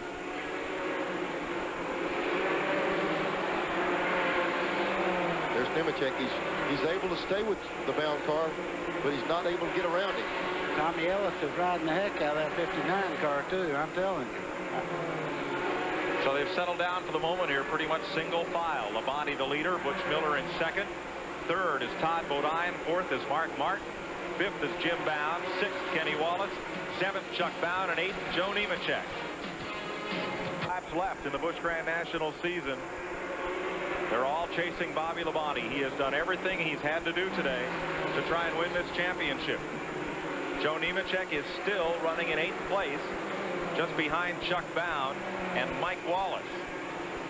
We see him right there, Mike. He gets the nose up under the 63 car of Chuck Bound. A couple of times he's been about 2 foot up beside him, but not enough to totally clear him. He's almost got this car a couple of times. He couldn't quite get by. Now, we mentioned Todd Bodine. If Bodine can win this race, Nemechek has to finish 21st or worse, and Labonte 10th or worse. That's very unlikely. 5 points would be the difference if the race ended right now. 30 laps. That's all that's left. Side by side in the backstretch. They will get the Mike Wallace car up on the outside. Barry Owens High Point betting car. An FDP brakes machine. Way up high, and there goes Nemechek gaining 3 very important points. Just looking ahead, Mike, there's not enough cars. We just saw these 2 cars pick off a position. It's going to take a lot for these 2 to run down another. I think it's going to take Nemechek being able to pass Chuck Bound to be able to pull it off. I'm afraid you're right, Neil. They are not going to catch Jim Bound in the next 27 laps, it appears. And right now, Nemechek is 1 point shy of Bobby Labonte. The race ended at this moment. 1 point? Yes. Holy mackerel. And when we say we're, you know, it's going to take this, take that, we're not pulling for either one. We're just trying to make them, you're aware of what position, what it's going to take for these guys to do it, because certainly both of these drivers have run well enough this year to deserve the championship. Bobby Labonte in a team run by his dad. And this team, though Bobby is likely to move to Winston Cup Racing next season, this team will continue with a different driver. Trying to win back-to-back championships. Sam Arndt did it in 83 and 84. Larry Pearson in 86 and 87. The only drivers to win 2 consecutive championships on this tour. Monty lapping Tom Peck. Yeah, and I tell you what, he's coming up to lap Nemechek here shortly. While Nemechek has been back in this traffic, Labonte's had a clear run at it, and they're almost on the same straightaway now. They are on the same straightaway. 22 laps to go this time by. You may tell you a scenario that might happen here, and it'd be unbelievable. When he gets up there, Labonte's car is so good. If he can get by Nemechek and then move the 63 over to pass him, Nemechek can take the pass with him. He's going to take the title. And take the title. He's running so fast he can run these 2 guys down, and he might be the guy that beats himself if he's not careful. All right, there's Nemechek. Right behind Chuck Bound. 21 laps to go.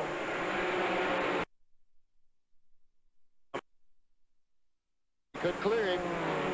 16 laps to go in this season. There he is. He's up beside him right here. Lap traffic. Oh, squeeze on Tracy Leslie. Nemechek gains nothing. Oh. And around goes Kenny Wallace. Bobby Labonte shoots around and misses him. Caution flag. Caution flag. Ooh. And that caution flag, though it keeps Nemechek on the lead lap, may have been a bigger break for Bobby Labonte than it was for Joe. You're exactly right, Mike. He was fixing to have to deal with the situation we were just talking about. He was coming so hard, he was going to have to try to go outside, not to give the thing away. He was building into a deal that he really had to deal with and not know properly how to handle the situation. Nemechek will have to check scoring. He may have beaten Chuck Bound back to the flag. We will double check that with scoring. What a cliffhanger. Scoring is reporting that Nemechek beat Bound to the flag to move up into that all-important 6th spot. Let's have another look here. Here they are. They're coming up off the corner right here. There's a lick behind them. There's Nemechek to the inside. Yep. Bobby got into Kenny Wallace. Yep. We didn't see the run to the line. Maybe we got another shot. Here we go. This way, maybe we can tell who beats back to the line. Contact's going to be, here they are right here. Here's Nemechek on the inside. Gosh, there's going to be a call by NASCAR. Who was leading? Real Very close. close. Very close. Boy, Labonte has run a tremendous race for it to come down to a deal like it was a while ago. It might be a good thing, like you say, Mike, that it ended like this, other than the fact that in case he did beat him line, that's going to put Nemechek in position to pass him. We'll have another angle here.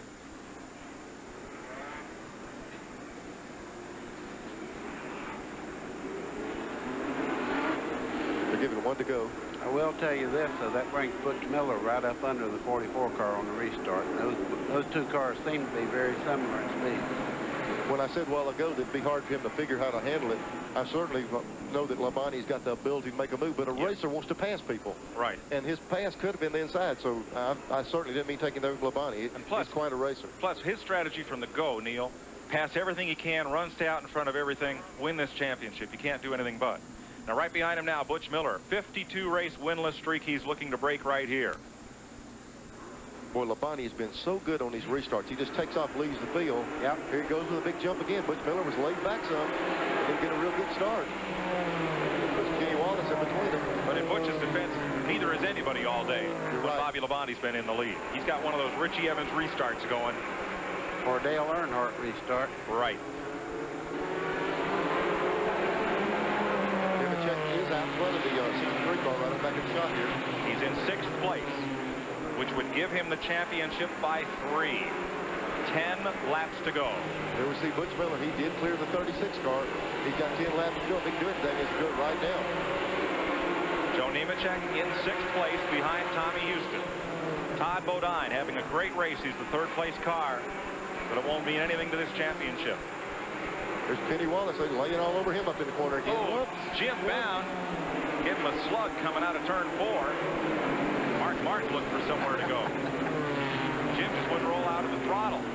8 laps to go. Neil, we were worried about having something to sit in. We didn't need anything today. We stood up for this whole race. Have another look. Watch the 2 white cars.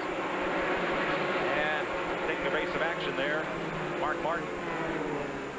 7 to go. Boy, that was critical right there. Nemechek got caught outside, but he just got back to the inside line. He just cleared those cars for position. He got caught outside. I thought he was going to have to drop back, but he got back to the inside line. He's okay. And as he passes Kenny Wallace, that spot counts, and that'll pad his lead by 4 points. Labonte out front. And there's Joe Nemechek. Whoops, we have a spin. Tommy Houston goes around in 4. No caution. A complete 360 and back in the gas. No yellow. 5 laps to go. Kenny Wallace got into the back of Houston. They were battling for position on the lead lap. Boy, I tell you, look at Labonte here. They did just exactly what they had to do. They just bared down and run away with the race here. And still to win like this and still have that championship get away is going to be tough on him. Joe Nemechek is coming. 6th place. Right where he needs to be. This is when it's kind of hard to throttle a guy down. He's got the championship, but he's wanting to pass Mark Martin. He's going to have to be careful. I believe I'd have to set this one out and pass him. He's done what he needed to do, so did the 44 car. But Nemechek's very lucky to be in position to win the championship after all the stuff happened to him. 2 laps to go in the 1992 season. Bobby Labonte has done everything he can to win the race and the championship. White flag for the Texas Pete car. Here comes Nemechek for the white flag. Tacked onto the back bumper of Mark Martin. Labonte into turn number 3. Coming out of 4, he will win his 3rd race of the season. And the battle out of 4 to the line. Mark Martin leads Joe Nemechek to his Busch Grand National Championship by an unofficial 3 points. I tell you things, you know, to win a championship, you got to have a good car, and you got to have luck go your way. As much trouble as he's in today and still finish this race, he was awful lucky. Labonte did a tremendous job with that car right there winning the race. Got run into on the caution flag. when you get beat and you won the race, there's nothing you can say. If he'd have finished second, they might have an empty feeling, but not right now. Joe Nemechek got involved in a couple of spins, a scuffle with Jimmy Spencer on the track, still came back to win this title. We'll talk to them when we come back to Hickory Motor Speedway. Labonte wins the battle, Nemechek the war. We'll be right back. Genuine Draft and Miller Genuine Draft Light, taking the country by storm. Well, there are two happy, excited drivers in victory lane. Let's go to Glenn Jarrett. Well, Mike, the happiness is somewhat subdued for Bobby Labonte, but I tell you, buddy, that was about the best race I've seen you ever drive. What a job.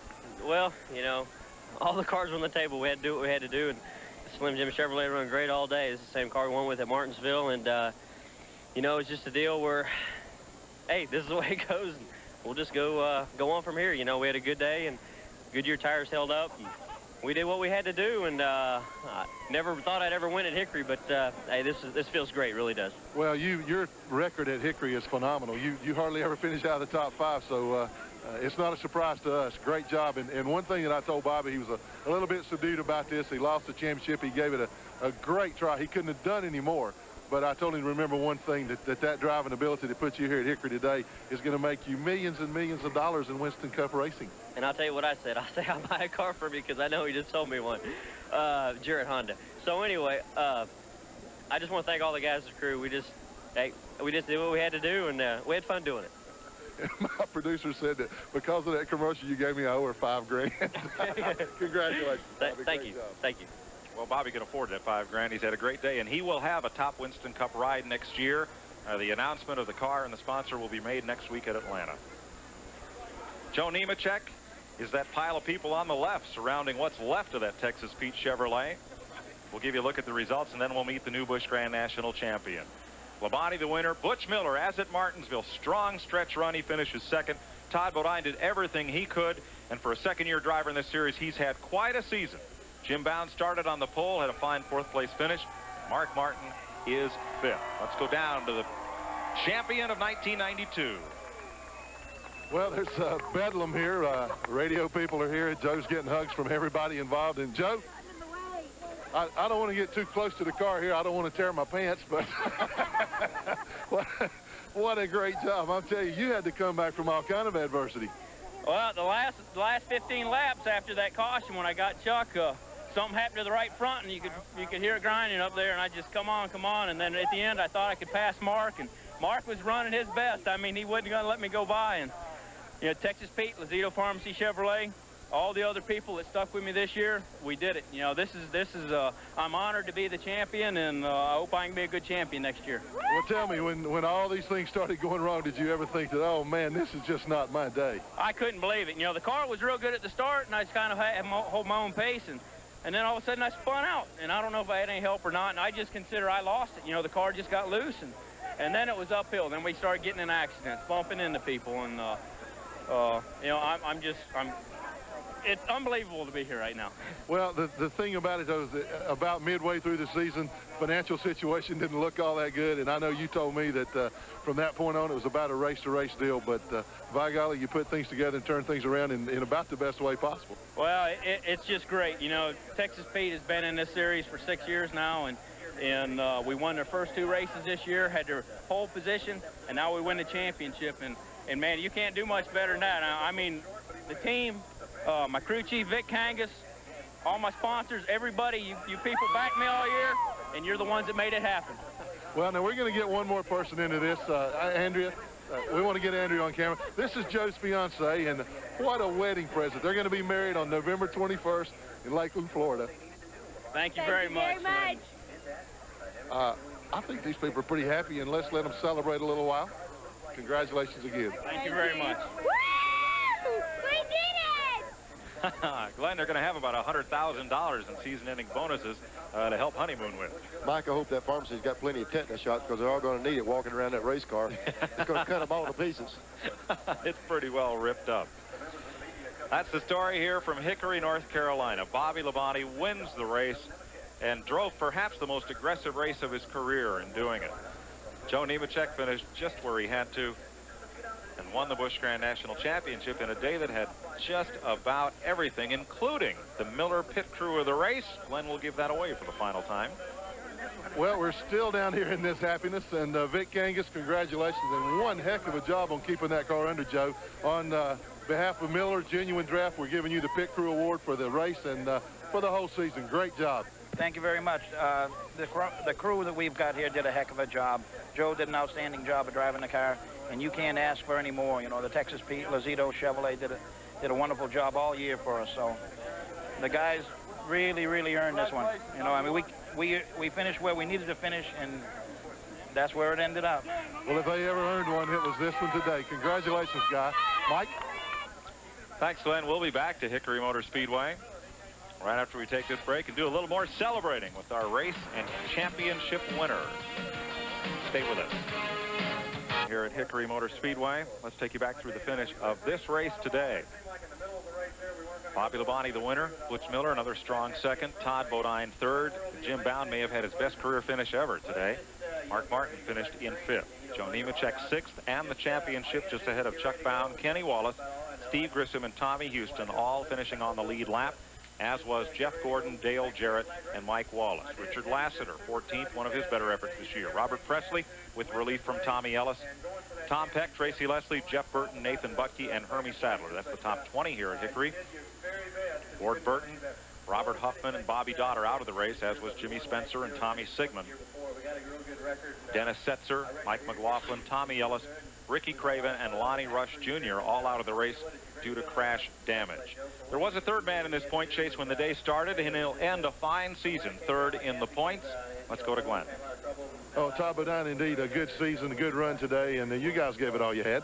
Yeah, we did. The car was real good. We got in the back of Mike Wallace and messed the aerodynamics up. Believe it or not, aerodynamics made a difference here. It made my car too tight. It was lifting the nose up a little bit.